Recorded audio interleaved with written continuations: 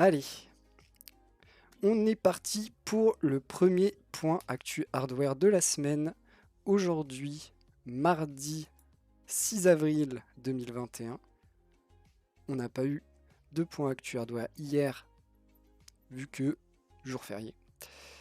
Donc on va rattraper aujourd'hui avec les classiques du lundi qui vont revenir aujourd'hui.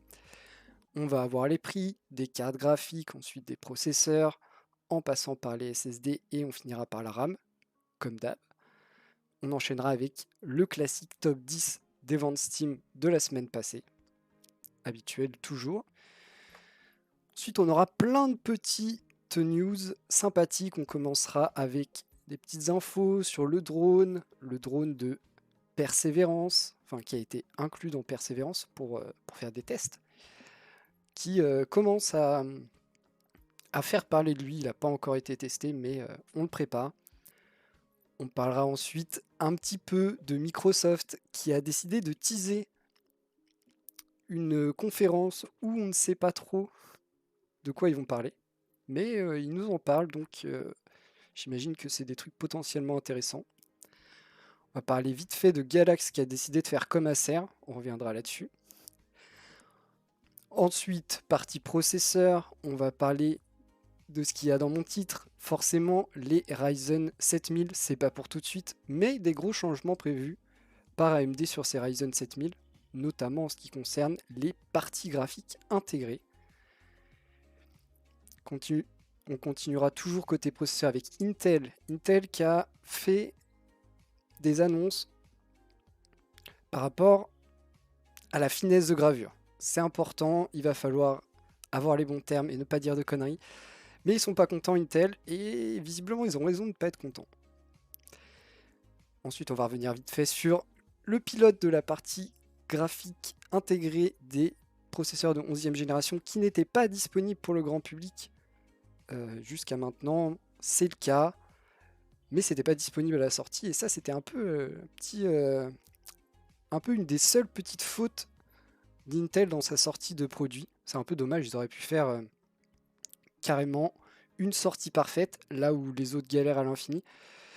C'était pas loin, mais il y a eu ce petit petit couac qui a rendu le truc un peu ça n'a pas changé grand chose, mais c'est un peu dommage et un peu de mauvaise pub. On finira bien sûr avec les cartes graphiques, plein de petites news sur les cartes graphiques, du RTX Voice, du Resizable Bar. On va parler de la 1080 Ti.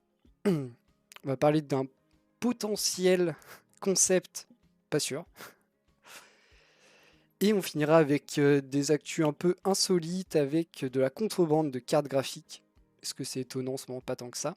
Et un modding, donc un genre de PC custom dans un truc qui ressemble pas à un PC. On va l'appeler comme ça. Vraiment, pour le coup, bien sympathique. J'ai beaucoup aimé. Donc, on aura ça à la fin. J'espère que vous êtes prêts. J'ai encore plus la musique. Pourquoi j'ai plus la musique? Je vais mettre un peu plus fort. Ça se trouve, je suis juste sourd. Peut-être. Hop. Et on part tout de suite sur notre première news, les prix. On va commencer par les cartes graphiques et ne pas trop s'y attarder, bien sûr. Vous commencez à avoir l'habitude de notre traditionnel petit point sur le prix des cartes graphiques. On va pas beaucoup en parler parce que les prix augmentent toujours, ce qui est assez problématique, voire beaucoup. Par exemple, un plus 24% sur une 3060, par exemple. Et en plus, elles sont pas disponibles. Elles sont pas totalement indisponibles non plus, mais les stocks sont réapprovisionnés de temps en temps avec des quantités vraiment petites, ce qui fait que ça dure que quelques minutes à chaque fois. Un peu embêtant. Du coup, parler des prix, des choses pas disponibles, ça m'embête un peu. Donc voilà, toujours très cher, toujours très compliqué de se procurer une carte graphique pour faire du jeu vidéo poussé, hein, des cartes graphiques qui apportent des vraies performances. On a encore quelques modèles plus bureautiques de disponibles, à des prix indécents, hein, clairement. Ça a le temps pour les cartes graphiques, ça ne change pas. Peut-être que ça viendra, le changement, mais c'est pas maintenant. On continue avec les processeurs, et cette semaine, pas beaucoup de changements dans les prix, vu que la semaine dernière, on a eu la sortie de la 11e génération de processeurs Intel. Vous avez ici un petit récapitulatif de certains modèles et de leurs prix respectifs. On part avec un i5 11400F qui est le i5 accessible. En gros, i5, on est déjà sur des processeurs un peu performants, mais celui-là, ça sera le plus accessible sans partie graphique intégrée et pas d'overclocking sur ce modèle. On est à 190 €. Ensuite, le i5 classique bien puissant, le fer de lance du i5, le 11600K qui lui est à 320 €. On passe au i7 11700K à 510 € et on finit avec le i9 11900K pour 690 €. Des prix corrects, déjà des prix qui sont ceux annoncés par Intel avant la sortie, déjà, très important. Ensuite, une disponibilité réelle, très important aussi. On peut se dire que les prix sont pas si bas que ça, mais ce sont tout de même des processeurs qui viennent juste de sortir. Peut-être que le plus gros reproche qu'on peut leur faire, c'est leur performance à cette 11e génération de processeurs, où clairement, elle fait pas rêver grand monde. On va pas se mentir, elle fait pas rêver grand monde, mais on s'y attendait. Donc voilà, hein, là-dessus, au moins ils sont disponibles, au moins ils ont cette force-là. Après, en termes de perf, on n'est pas sur la meilleure génération, le meilleur gain par rapport à l'ancienne génération. Mais au moins on peut les acheter et c'est déjà plutôt important. On passe ensuite aux baisses et ce sera côté AMD avec un Ryzen 7 2700X, donc Ryzen 7 oui, mais vieux maintenant. On est quand même au Ryzen 5000 aujourd'hui, qui perd 70 €. En même temps, ils avaient gonflé énormément.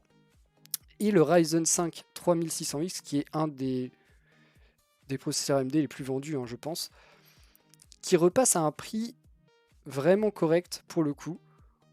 Il se retrouve à 260 € là où il était à 290 la semaine dernière. Donc tout de même pas mal de changements. Une vraie baisse significative pour un processeur qui est encore à l'heure actuelle très bien, très performant et amplement suffisant pour plein de choses. Donc plutôt intéressant pour le coup. On a quelques hausses chez Intel, mais de 4-5 € sur des i7 et des i9, donc on s'en fiche un peu. Donc plutôt sympa, plutôt sympa. Mais bon, j'ai déjà parlé sur la 11e génération, vous pourrez aller voir mes VOD antérieurs pour avoir mon avis, mais voilà, pas la folie.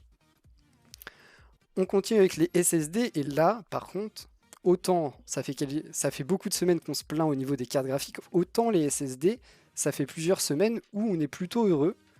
On a toujours des prix bas, on n'a pas de hausse, on a de plus en plus de modèles disponibles, surtout dans les SSD M2, donc truc un peu M2 et PCI Express 3.0 ou 4.0, donc des débits vachement intéressants. Toujours des prix sympas, c'est vraiment un bon moment pour acheter du SSD. On ne sait pas trop où ça ira dans les prochains mois, mais actuellement ça reste des prix très propres et plutôt attractifs. Donc allez-y, allez acheter du SSD, faites-vous plaisir, c'est le moment, on ne sait pas si demain ce sera toujours le cas. On continue avec la RAM. La RAM, on a eu des sons d'alerte un peu de partout en disant ça va flamber, ça va augmenter, tout va augmenter. On a eu quelques semaines un peu de tendance à la hausse. Cette semaine, pas vraiment de changement, ni tendance à la hausse, ni tendance à la baisse, plutôt une stagnation des prix. Ce qui est pas mal, parce qu'on est un peu plus inquiet au niveau de la RAM. On a eu des semaines difficiles déjà. On a eu ensuite vraiment des messages d'alerte d'analystes du marché en disant ça va flamber. Pour l'instant, c'est pas le cas, mais on touche du bois, hein, clairement. Rien ne nous dit que la semaine prochaine, ce sera toujours des tarifs qui ne bougent pas. Donc allez-y sur la RAM. C'est ok, mais pas sûr que ça tienne. On continue avec du jeu vidéo, avec le top 10 des ventes Steam de la semaine passée, donc du 29 mars au 4 avril. Oui, ça me gratte vachement le nez. Du coup, je me gratte le nez. À noter, je le dis régulièrement, mais on le dit jamais assez. Ce top 10 regroupe les 10 jeux qui ont fait le plus de recettes et non pas les 10 jeux qui ont été le plus vendus. C'est un point très important. Notez par exemple que CSGO bénéficie de beaucoup de recettes grâce à ses microtransactions, là où un jeu solo classique machin, il se vend juste et après il n'y a pas forcément de microtransactions et de recettes supplémentaires autres que la vente du jeu. Donc il faut rester assez vigilant sur le type d'économie de chaque jeu. Cette semaine, beaucoup de changements. On retrouve à la première place non plus Valheim, mais Outriders, jeu qui fait un carton, hein. Jeu de Square Enix, je crois. Jeu qui fait un carton, qui est sorti un peu partout, notamment dans le Xbox Game Pass, si je ne me trompe pas. Et visiblement, c'est un très bon jeu. Allez-y, c'est un shooter, je crois, un shooter looter, un truc comme ça, un looter shooter. Une histoire comme ça, et il paraît que c'est très très bon. Deuxième marche du podium, It Takes Two, jeu de Ubisoft, aussi très très bon, des très très bonnes critiques, un jeu à faire en coopération avec un ami, c'est mieux. Et il paraît que c'est un vrai chef-d'œuvre de jeu vidéo avec un gameplay, plein de gameplay différents au sein du même jeu et à chaque fois très bien réussi, une DA. Honnêtement, j'ai vu quelques images et aussi le trailer, c'est très très beau. C'est vraiment un jeu qui me fait très envie. Malheureusement, j'ai pas d'amis, mais c'est un jeu qui a l'air vraiment d'être une pépite. Autre petit point négatif qui n'a rien à voir avec le jeu en lui-même, mais son prix. Effectivement, il est plutôt cher. Il vient juste de sortir aussi. Si vous avez un budget série, vous pouvez attendre un petit peu qu'il baisse en prix. Mais apparemment, c'est une vraie pépite. Et troisième marche du podium, The Binding, j'arrive même pas à le dire, of Isaac, Repentance, qui a profité d'un marathon sur Twitch de la part de plein de gens. Donc visiblement ça a bien plu aux gens et les gens sont allés l'acheter sur Steam. Ce qui veut dire que c'est un bon jeu, hein, clairement. Si les gens le voient, le trouvent bien et l'achètent par la suite, c'est qu'il y a du potentiel. En même temps, on le sait. Sur la suite du top 10, on a toujours Valheim qui recule du coup, qui se retrouve à la 4ème place, mais toujours bien chaud. On a Horizon Zero Dawn Complete Edition qui réapparaît comme ça. Je vous avoue que je sais pas trop, pas trop pourquoi. Peut-être une petite promo, probablement. Suivi de Evil Genius 2 World Domination. Ça aussi, ça vient de sortir. Donc visiblement, bon jeu. Si dès sa sortie il se retrouve dans le top 10, c'est que c'est plutôt un bon jeu, surtout pour un jeu sans microtransactions. Et oui, là où The Elder Scrolls Online, microtransactions, CSGO, microtransactions, Cyberpunk, pas de microtransactions, il se retrouve 10ème du top 10. Cyberpunk, au final, qui doit quand même plutôt bien se vendre, parce qu'on l'a vu plusieurs fois dans ce top 10, pour un jeu qui a été, voilà, un peu, comment dire, pas bâché, mais pas loin, quoi. Il y a vraiment, effectivement, il y a eu des problèmes. J'en suis conscient et je le reconnais, n'empêche que c'est pas un si mauvais jeu que ça, passer les problèmes techniques suivant la machine sur laquelle vous jouez. Effectivement, si vous jouez sur PS4, vous allez avoir une expérience de jeu assez moyenne, voire très mauvaise. Là où si vous jouez sur un PC avec par exemple une RTX 3000, vous devriez bien vous amuser et avoir une expérience de jeu plutôt qualitative et fluide.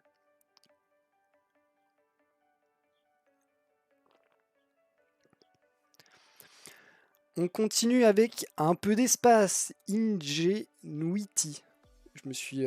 J'ai pris mon temps pour le dire parce que je sentais, je sentais que j'allais galérer. C'est le drone qui a été embarqué dans le rover Perseverance pour faire justement des essais de vol sur Mars. Et aussi, pourquoi pas au passage, en profiter pour prendre des photos, faire des tests, tout ça. Hein. Ça reste des missions scientifiques pour découvrir des trucs et en apprendre toujours plus. On avait parlé dernièrement des débuts, on voyait la coque de protection enlevée, mais on était loin d'avoir un drone prêt à décoller. On avance, on a ici cette petite photo du drone, vous voyez, avec ces espèces d'hélices tel un hélicoptère. Moi, il me fait vraiment penser à un hélicoptère. Il est enfin déployé, il n'a toujours pas volé, on est encore en train de faire des batteries de test pour s'assurer que tout est fonctionnel, qu'il ne va pas avoir de problème. Il vaut mieux faire ça avant de décoller et de le faire décoller et se dire « Ouh, plus rien ne marche, il va se scratcher ». Clairement, c'est mieux de faire les tests avant. On est en train de les faire, ça se fait tranquillement, il faut prendre son temps. Et puis vous savez, le décalage, tout ça, ça n'aide pas. Bientôt son premier vol, on en reparlera dès que le premier vol aura été effectué. On espère avoir des images de son premier vol. Des photos, hein, pas des vidéos, ne rêvez pas non plus. Mais des photos, déjà, ce serait assez incroyable. J'ai vraiment hâte, et aussi de voir si ça fonctionne, si ce prototype de drone pour Mars a bien été fait et est vraiment fonctionnel dans la réalité. Et c'est aussi un vrai test. Hein. Vous imaginez bien que envoyer quelque chose sur Mars, c'est compliqué et que même remettre les conditions de Mars sur Terre pour faire les tests, c'est aussi très compliqué. Donc on va apprendre plutôt pas mal de choses si tout ça est réussi. Pour l'instant, il marche. Tous les tests effectués sont revenus positifs. Donc, aucun problème. Ça prend du temps, c'est normal. Là-dessus, on ne s'attendait pas à ce que ça aille vite. Mais on en reparlera dès qu'on aura des petites nouvelles. Persévérance, on va en reparler. Hein. Moi, je vous avoue que dès qu'il y a des petites news pertinentes et intéressantes, je les ajouterai parce que j'adore. J'adore l'espace, j'adore cette idée de découvrir des... Franchement, là, on est sur une autre planète quand même. Comment ça peut ne pas être un kiff Du coup, on en reparlera forcément. Et probablement de ce petit drone une fois qu'il aura décollé et qu'il aura commencé à nous livrer ses premiers secrets, les premières photos de Mars, ce genre de trucs. Franchement, j'ai super hâte.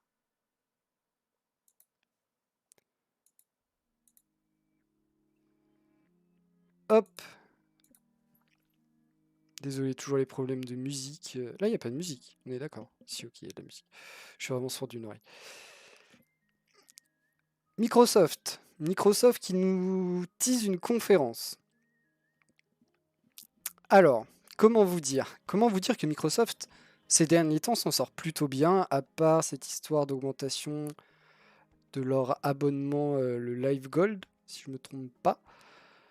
À part ça, ils s'en sortent plutôt bien dans leur communication, là où ils ne sont pas toujours habitués à une communication au top. On nous annonce une conférence en avril qu'aura pour intitulé What's Next for Gaming. Du coup, jeux vidéo, on imagine. Mais dans cette petite news, on nous dit qu'on ne parlera pas directement de jeux vidéo. D'autres conférences avec d'autres noms sont faites pour parler de jeux vidéo pleinement, c'est-à-dire montrer des trailers, annoncer des nouveaux jeux. Ici, ce ne sera pas le cas. Qu'est-ce qu'on peut attendre si ce n'est pas des annonces de nouveaux jeux? Et bah, pourquoi pas du service lié aux jeux vidéo? Pourquoi pas parler du Xbox Game Pass, peut-être? En vrai, on sait pas trop. On suppose plein de trucs pour l'instant. Mais visiblement, ce ne sera pas lié directement à la console Xbox. Ce ne sera pas lié à Windows directement. Et ce ne sera pas non plus lié directement aux jeux vidéo, c'est-à-dire annonce de nouveaux jeux ou ou trailer, ou gameplay, pas ça. Qu'est-ce qui reste là-dedans? Il reste le Game Pass, bien sûr, et c'est à peu près tout. Ou alors nouveau service, peut-être. Ou alors le xCloud, peut-être. Je ne sais pas. En tout cas, beaucoup de questions, peu de réponses. On aura les réponses à la suite de cette conférence, logiquement. On ne sait pas exactement la date de cette conférence non plus. On sait que ce sera ce mois-ci, en avril, mais c'est à peu près tout. On verra, on y reviendra quand on aura un peu plus d'infos, mais c'est un peu maigre. C'est un peu maigre, c'est un peu du full teasing, sans vraiment rien nous mettre sous la dent. Un peu dommage. J'aurais bien aimé une petite amuse-bouche pour savoir. Mais non, on verra si c'est bien fait, si la communication est bonne. On sait que Microsoft est un géant, ils font des trucs très bien, mais la communication, ça n'a pas toujours été leur fort. Il y a des fois où il y a eu des erreurs, clairement. Ces derniers temps, c'est quand même plutôt pas mal. On espère que ça reste sur cette même lancée et qui continue à nous régaler. Il n'y a pas de raison. Surtout que on peut dire que Microsoft, c'est une entreprise qui ne connaît pas la crise, clairement. On continue avec Galax. Vous connaissez peut-être pas Galax. Ils font notamment des cartes graphiques. Moi, je les connais principalement pour ça. Après, je sais pas trop ce qu'ils font d'autre, j'avoue. Pas trop une marque très connue en France, ni trop en Europe, je crois. Ici, cette news m'a beaucoup fait penser à la news disant qu'Acer se lançait dans le monde du composant informatique avec des ventilateurs. Et bah écoutez, Galax fait la même chose. Eux, ils n'ont pas dit qu'ils se lançaient dans le composant informatique. Ils ont dit qu'ils se lançaient dans le refroidissement avec des ventilateurs très classiques, du 120 mm, avec du RGB adressable, sans logiciel propriétaire. Ça, c'est le bon point. Un look assez classique, hein, on va pas se mentir. Ils n'ont pas réinventé le ventilateur. Là-dessus, on va pas se mentir. Donc, en vrai, je sais pas trop. Ce qu'ils veulent vraiment, où ils veulent vraiment aller. C'est un peu là la grande question. Un peu comme Acer, qui arrive et qui dit on veut rentrer dans ces marchés-là, on se met au ventilateur. Ici, on n'a pas de prix. On n'a pas de date de sortie. Mais d'un autre côté, on se dit que Galax, qui fait déjà notamment des cartes graphiques, sur les cartes graphiques, on utilise bien sûr des ventilateurs pour les refroidir. Donc, ils savent déjà, ils connaissent déjà un peu le milieu, ils utilisent déjà des produits, à savoir si c'est les leurs ou si ça vient de d'autres fabricants. Mais il y a déjà un vrai savoir autour du refroidissement. Donc en soi, c'est moins innovant que pour Acer qui, eux, vraiment n'étaient pas du tout sur le marché du composant et commencent avec des ventilateurs. Galax fait déjà des composants. Ils ont décidé de augmenter leur surface en ajoutant une partie refroidissement avec ici d'abord des ventilateurs. On imagine d'autres choses par la suite, pourquoi pas déjà d'autres modèles de ventilateurs avec des 140, des plus petits, des slim, tout ça. Pourquoi pas aller sur du water cooling après, peut-être, même si déjà c'est un autre secteur. Faut voir.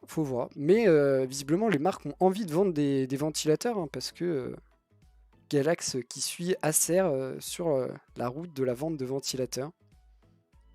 Je vous avoue que je trouve ça assez étrange dans le sens où il y a déjà beaucoup d'acteurs sur le marché du ventilateur, dont certains grands noms et parfois bien établis, tout ça. Faut voir le prix. En vrai, c'est ça qui sera probablement le plus important, voir le prix pour savoir où ils se placent, s'ils sont dans l'attractif ou dans le haut de gamme. Je pense que c'est difficile de directement arriver dans le haut de gamme là où ils sont un peu débutants. Plutôt commencer par de l'attractif pour récupérer des clients. Mais on verra ce que ça dit par la suite. Un peu surprenant. Peut-être bientôt d'autres marques, peut-être Apple qui va créer ses ventilateurs. Non, je déconne. On va passer au processeur après avoir parlé refroidissement et on commence avec ces AMD Ryzen 7000. Pas pour tout de suite, hein, je vous rassure. À l'heure actuelle, les derniers processeurs AMD sortis sont les Ryzen 5000. Donc vous voyez, on a encore du temps. Ryzen 5000 basé sur l'architecture Zen 3. Ici, on parle des 7000 qui seront basés sur l'architecture Zen 4. Mais entre-temps, on aura les 6000 basés sur une architecture normalement Zen 3+, donc une Zen 3 peaufinée. Mais grande particularité de ces Ryzen 7000, c'est la petite rumeur qui dit qu'AMD voudrait, attention, tout ça n'est qu'une rumeur à prendre avec des pincettes et en plus c'est dans longtemps, mais il voudrait faire comme Intel, c'est-à-dire de base sortir des processeurs avec des parties graphiques intégrées, là où à l'heure actuelle, on attend encore les Ryzen 5000 avec parties graphiques intégrées, alors que les Ryzen 5000 sans partie graphique intégrée sont disponibles depuis déjà pas mal de temps. Ils veulent changer. Ils veulent vraiment, en vrai, à l'image d'Intel qui le fait déjà depuis pas mal de temps, de sortir toute sa gamme en même temps, partie graphique intégrée, sans partie graphique intégrée, overclockable, sans possibilité d'overclock. Ils ont l'air de vouloir plus se rapprocher de ça. Ça a du sens. En vrai, ça a du sens. Encore plus à l'heure actuelle où il est très dur. Il est très très dur d'acheter une carte graphique. Donc le fait d'avoir une partie graphique intégrée nous permet de ne pas ajouter une carte graphique si votre utilisation d'une carte graphique est proche de la bureautique ou ne nécessite pas de grande performance. Ça reste avec des pincettes, avec des guillemets, tout ce que vous voulez. C'est dans longtemps. Il pourrait très bien changer d'avis d'ici là. Mais en vrai, ça a vraiment du sens. Ça a vraiment du sens. Les gens qui ont besoin d'une carte graphique performante et puissante ne sont probablement pas la majorité des gens utilisant un ordinateur de bureau. Et donc, c'est un peu dommage. Et en plus, moi je vous l'ai dit quand on a parlé des Ryzen 5000 avec cette partie graphique intégrée dont on parle mais qui ne sont pas encore sortis. Je trouve que c'est un peu dommage de les mettre un peu de côté et de les sortir que après, quand on aura le temps. C'est un peu dommage. C'est un peu s'écarter des clients potentiels. Et j'avais du mal à comprendre ce move. Hein. J'avais clairement du mal à comprendre ce move. Du coup, je trouve ça assez sensé d'avoir une volonté d'AMD de sortir ces processeurs avec partie graphique intégrée Day One en même temps que tous les autres. On verra si ce sera vraiment le cas. On a du temps avant. On attendra déjà de voir les Ryzen 6000 avant de parler plus concrètement des 7000. Mais je vous avoue que pour moi, ça fait sens. Après, peut-être pas pour tout le monde. À vous de me dire. On va continuer avec Intel. J'avoue que cette news, cet article m'a passionné. Intel qui nous parle de finesse de gravure. Et ça m'a fait tiquer direct, forcément. Intel qui, à l'heure actuelle, sur sa 11e génération de processeurs fraîchement sorti, a une finesse de gravure de 14 nanomètres, là où AMD en face grave des processeurs depuis le Ryzen 3000, peut-être même avant. En tout cas, AMD est en 7 nanomètres à l'heure actuelle. Vous voyez, 2 fois moins, 2 fois plus fin. Côté carte graphique, c'est pareil, on a les mêmes histoires de finesse de gravure. Chez Nvidia, il y a moins d'écart, c'est sûr. Chez Nvidia, on est en 8 nanomètres par Samsung. Chez AMD, toujours 7 nanomètres, toujours TSMC. Mais ce qu'il faut savoir, c'est que oui, la finesse de gravure est importante, mais ce qui est encore plus important, c'est la densité de transistors. En gros, imaginez, c'est une image. Imaginez que dans votre processeur, chaque transistor est un neurone. Du coup, plus vous avez de transistors, plus vous avez de puissance de réflexion. C'est une image, ce n'est pas la réalité, mais c'est une image. Du coup, plus vous avez de transistors, plus vous êtes puissant. Donc, ça veut dire que plus vous avez de densité de transistors, plus vous êtes puissant. Prenons deux processeurs qui font la même taille. Celui qui a la densité de transistors la plus élevée est le plus puissant. Et du coup, on y arrive. Intel est pas content pour une bonne raison. Parce que oui, leur finesse de gravure est bien moins fine que la concurrence. On parle de 14 nanomètres à l'heure actuelle contre 7 chez AMD. Mais leur densité de transistors, elle est loin d'être mauvaise. On a les chiffres pour le 7 nanomètres de TSMC actuel, donc qui est utilisé pour les processeurs, mais aussi les cartes graphiques chez AMD, qui a une densité d'environ 90 millions de transistors par millimètre carré. Ça fait beaucoup de transistors. Oui, oui, oui. Et on confronte ça au futur 10 nanomètres sur la 12e génération de processeurs pas encore sortis chez Intel. Donc 10 nanomètres, on est toujours plus épais que chez TSMC. Mais par contre, en densité de transistors, on est au-dessus. On se retrouve à 100,8 millions de transistors par millimètre carré.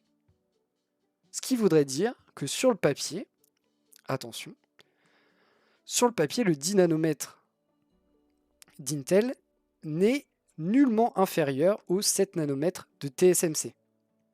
Alors qu'on a du 10 nanomètres face à du 7 nanomètres. C'est pourquoi Intel a bien envie de changer les noms de ces nœuds, donc ne plus appeler ça du 10 nanomètres, mais pourquoi pas autre chose, parce qu'ils en ont marre qu'on leur dise « mais vous êtes bien plus épais que la concurrence, du coup vous êtes probablement bien moins performant ». Et non, parce qu'ils ont d'autres process, et du coup pas exactement la même chose, et on voit ici que on est sur une densité plus importante sur le 10 nanomètres d'Intel que sur le 7 nanomètres TSMC utilisé par AMD.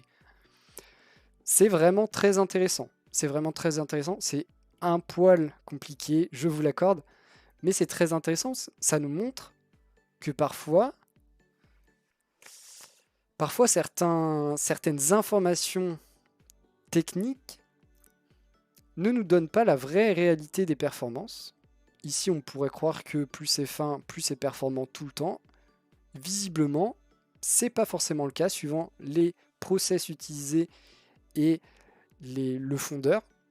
On a une densité plus ou moins importante suivant chaque entreprise.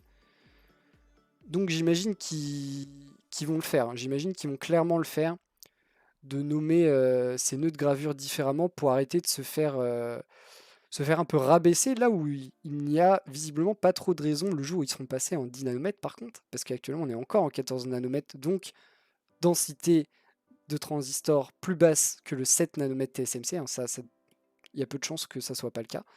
Le jour où ils seront en 10 nanomètres, ils auront tout intérêt à renommer leur truc pour qu'on ne l'appelle plus 10 nanomètres et qu'on ne compare pas directement la finesse de gravure, vu que ça ne nous donne pas une information réelle sur la performance derrière du processeur. Mais j'avoue que J'ai appris des trucs. J'ai appris des trucs et j'aime apprendre des trucs. On continue avec cette petite news. On avait un peu râlé parce que oui, ils avaient très bien fait leur sortie de processeur Intel. Ils avaient bien géré disponibilité, prix annoncé, tout ça, régalade infinie. Sauf que, et oui, petit couac dans cette sortie, pas de pilote pour la partie 3D des parties graphiques intégrées à certains processeurs. Donc, pas possible de calculer de la 3D, hein, clairement. Un peu un problème à l'heure actuelle où beaucoup de choses sont faites en 3D tout de même. Intel s'est plus ou moins justifié, j'ai trouvé ça pour le coup assez maladroit, je vais pas vous mentir, en disant oui mais vous savez on avait donné les pilotes aux OEM, donc aux manufactureurs, aux entreprises qui fabriquent, qui vendent des PC fabriqués ou qui fabriquent des PC. Mais pour le grand public, voilà, ça n'a pas été fait. Je vous avoue que cette communication, je l'ai un peu en travers de la gorge, parce que comment ça les entreprises, elles ont le droit, et pas le grand public qui paye leurs processeurs? Comment ça? Et respectez vos consommateurs, vos clients, s'il vous plaît. Du respect, si vous l'avez donné aux entreprises, c'est que le truc est prêt. Pourquoi ne pas l'avoir lâché Day One pour les gens qui voulaient acheter un processeur 11e génération Day One? Je trouve que pour le coup, la communication à revoir sur ce move. Vraiment maladroit.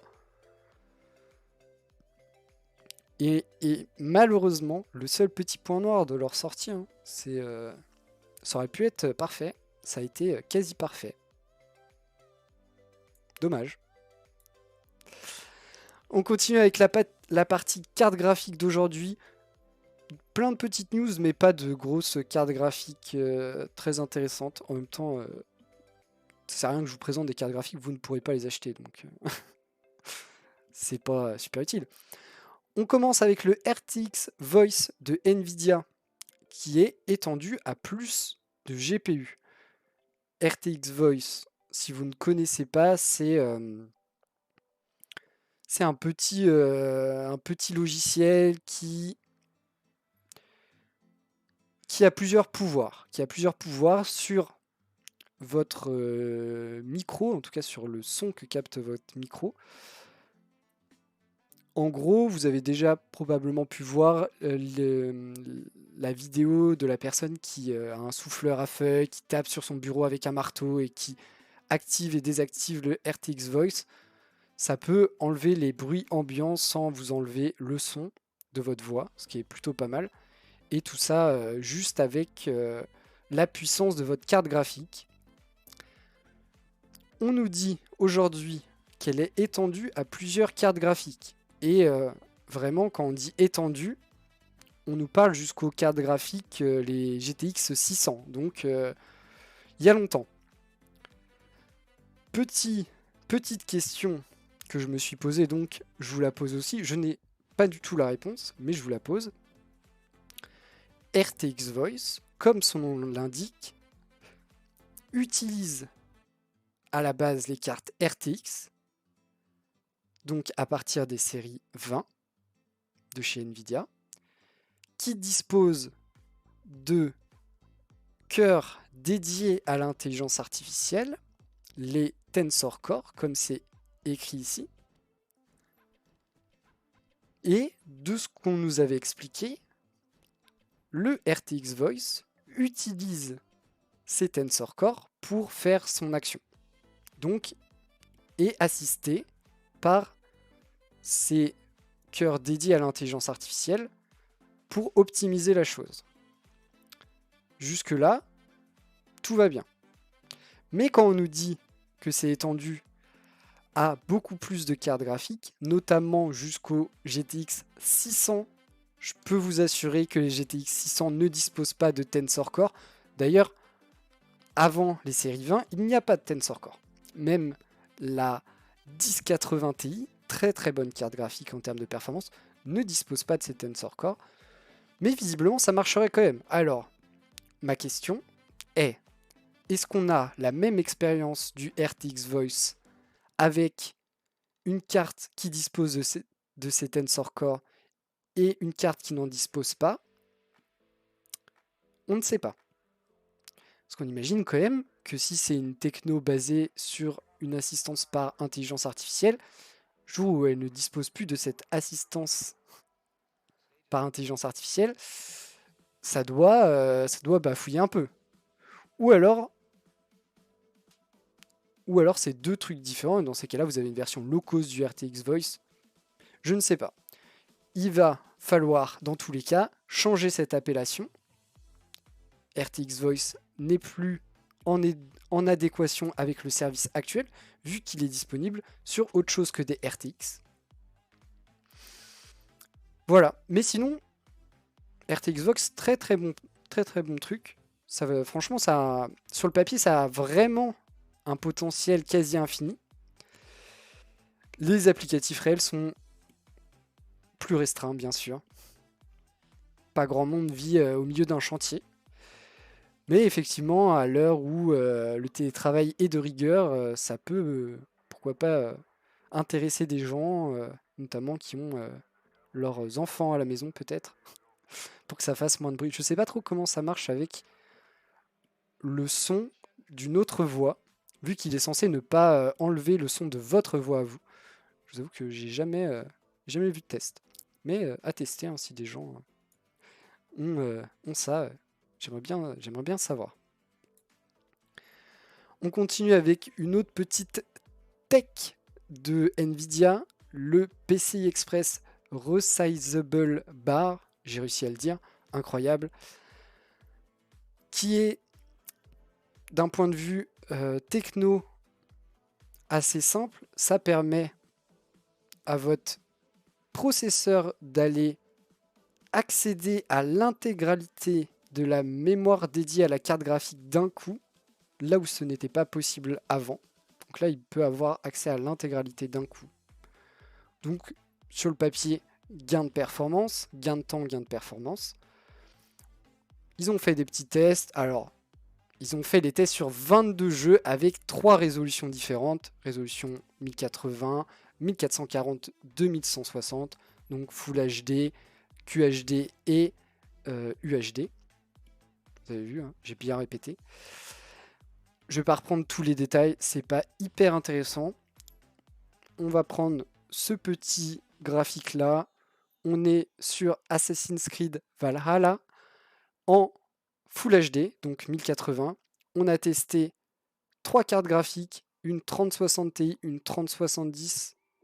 Ah non, en fait, 4 cartes graphiques. Une 3060 Ti, une 3070, une 3080 et une 3090. Vous avez à chaque fois nos barres et barres. Le bar qui est la resizable bar. On voit un léger gain en performance. Vous voyez, hein, léger, on gagne 4 images par seconde sur une 3060 Ti. Et à peu près la même chose sur les autres aussi. Des gains légers, certes, mais un gain tout de même, déjà. Ensuite, c'est uniquement du logiciel, donc c'est compatible avec des cartes graphiques qui ne sont pas de toute dernière génération, et ça c'est cool. Parce que là ici on nous présente avec les séries 30 qui sont les dernières, déjà pas disponibles, et en plus les rares moments où ils sont disponibles hyper chers, mais ça marche avec même des anciennes, je crois que ça va jusqu'aux séries 900, si je ne me trompe pas, pour les GTX, donc déjà des vieilles cartes.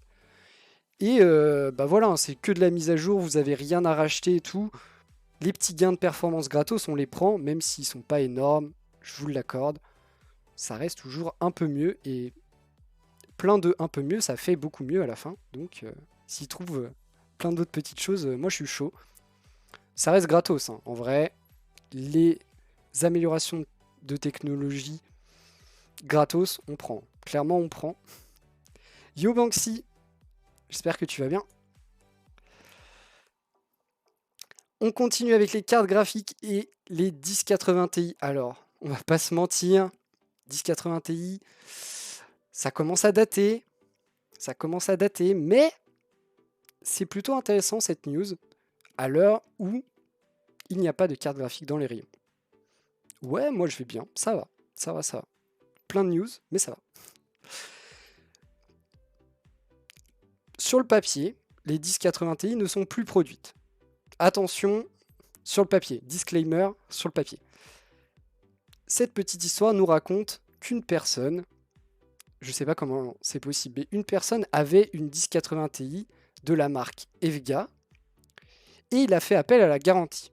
À savoir que je ne sais pas la durée de garantie des 1080 Ti EVGA. Voilà. Mais il a fait appel à sa garantie parce qu'il devait avoir un problème. Toc toc toc, petit message au support, machin machin. Et qu'est-ce qui se passe? Eh bien, il reçoit, dans le cadre de sa garantie, une nouvelle carte graphique, une nouvelle 1080 Ti, toute belle, toute neuve, avec une date de production de 2021. Cette année. Cette année. Une 1080 Ti. Donc, ça veut dire qu'elles sont produites. C'est sûr. On n'a pas triché sur la date de production. Du coup, elles sont produites. Elles n'ont pas l'air d'être vendues pour l'instant. Est-ce que c'est un des plans des fabricants de cartes graphiques pour temporiser le retour à la normale sur la production des dernières générations? Peut-être. Peut-être que c'est juste des productions en très petite quantité, justement pour ces histoires de garantie. On ne sait pas. Après, effectivement, la 1080 Ti commence à dater. Mais en termes de performance, ça reste quelque chose de plutôt solide. On n'est pas bien sûr au niveau des dernières cartes graphiques, mais ça reste quelque chose de très correct. Je vous avoue que je ne serais pas méga étonné d'en revoir tomber comme ça dans les rayons en vente. À noter que du coup on est sur d'autres technologies que les dernières générations, donc ça peut être produit sans impacter les lignes de production des dernières générations qui sont déjà assez dans la douleur. Ça peut être une solution. Mais petite... franchement, j'ai trouvé ça marrant. Bon, il fait juste comment quelqu'un peut encore avoir une 1080 Ti sous garantie, ça restera le mystère de cette histoire. Mais peut-être une des solutions, hein, parce que toujours pas de solution. Hein. Toujours des rayons de cartes graphiques vides à l'heure actuelle. C'est triste, mais c'est la réalité. On continue avec Aorus qui nous a présenté un concept. On va l'appeler comme ça, probablement juste un concept qui n'existe pas. On parle même pas de prototype, à mon avis, c'est juste une image. Parce qu'il y a quelques trucs qui clochent dans leur image. Notamment, voilà, hein, cette équerre qui est dans le mauvais sens. Et la non-présence des connecteurs d'alimentation. Mais bon, c'est une autre histoire. Voilà, petit visuel livré par Aorus Espagne. Probablement un poisson d'avril, mais un mix entre une carte que vous mettez à 90 degrés, donc face à vous, et une carte classique à l'horizontale.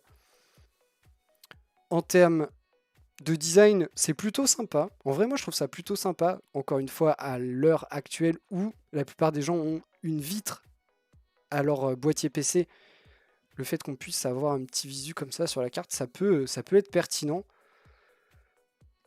Après, en termes de réalité, je vais pas vous mentir, d'un point de vue technique, ça n'apporte rien en termes de refroidissement.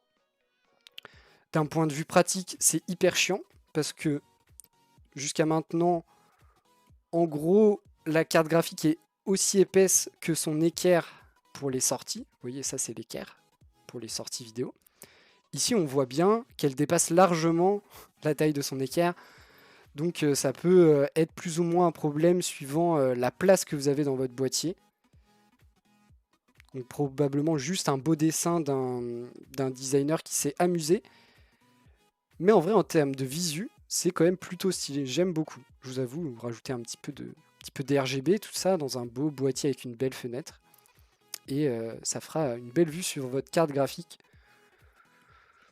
Après, chacun est libre d'aimer ce qu'il veut, mais en vrai, pourquoi pas? pourquoi pas, vous savez, on fait des trucs bien plus bizarres. Faire des cartes graphiques penchées, à la limite, pourquoi pas. Mais on en est loin. On finit avec les actus insolites. Contrebande de cartes graphiques, 300 cartes graphiques CMP 30HX, donc les dernières nées de Nvidia dédiées au mining de crypto-monnaies qui ont été voilà, saisies à Hong Kong. Alors, je vous montre direct le visuel. Ça fait de quoi miner un sacré paquet de crypto-monnaies. Valeur marchande 220 000 € pour ces 300 cartes graphiques. Vous pouvez le voir, il n'y a aucune inscription sur les cartes. Il n'y a pas d'emballage ni rien. Ça a l'air d'être des cartes qui ont été subtilisées à peine, à peine la fin de la ligne de prod arrivée, clairement. Donc de la magouille infinie, probablement, à Hong Kong. Voilà, hein. Vous imaginez bien qu'avec ce genre d'histoire, on n'est pas prêt de retrouver des cartes graphiques pour du gaming dans les rayons, malheureusement. 300 hein, quand même. De quoi se faire une belle petite ferme. Bon bah malheureusement ils se sont fait... Enfin malheureusement en fait je m'en fiche, mais malheureusement pour eux, ils se sont fait avoir. Donc ils ne pourront pas en profiter. Et on finit avec un modding, un PC custom qui ressemble à un grille-pain. C'est quand même plutôt marrant. Je l'ai trouvé vachement réussi, alors je voulais vous le présenter. Il a un look assez incroyable. Les petits ventilateurs ici, il est tout mignon, il est tout petit et il est en plus très puissant. C'est ça qui est assez incroyable. On a à l'intérieur une 2080 Ti, donc en termes de carte graphique, on est très bien. Vous voyez ici, petit water cooling, donc la pompe ici, le radiateur ici, la 2080 Ti. Enfin vraiment, vous avez une bête de compète. Vous avez un PC qui fait tourner quasiment tout dans un grille-pain. Et juste pour ça, voilà, Ryzen 7 3700X, donc pareil, hein, en termes de processeur, on est sur de la performance. Dans ce petit boîtier tout mignon, j'aime beaucoup aussi le clavier, mais bon, ça c'est autre chose. Voilà, pour moi c'est un modding juste génial, vraiment très réussi et il me régale.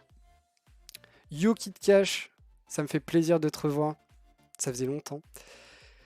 Et on finit sur ce magnifique modding, vraiment un grand bravo à la personne ou à l'équipe qui a réalisé ça. Je suis sous le charme. C'est tout mignon et vraiment, vraiment inattendu. Voilà qui conclut notre premier point actu hardware de la semaine. Il a été plutôt long. Il y avait des choses à rattraper, hein, forcément. J'espère que vous avez apprécié, que vous avez appris des trucs et que vous avez passé un bon moment en ma compagnie. Comme d'habitude, je vous invite à faire des retours. C'est le meilleur moyen pour que je puisse progresser.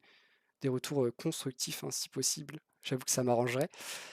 Et voilà, on se retrouvera demain pour la suite de l'actualité hardware. Non, ça sera moins long, normalement, demain. Et, et merci d'avoir regardé. Toujours beaucoup de plaisir à faire ce point actu hardware. J'espère que ça se voit et j'espère que j'arrive à partager mon enthousiasme, oui, mon envie d'apprendre des trucs sur le hardware. On va le dire comme ça. À demain!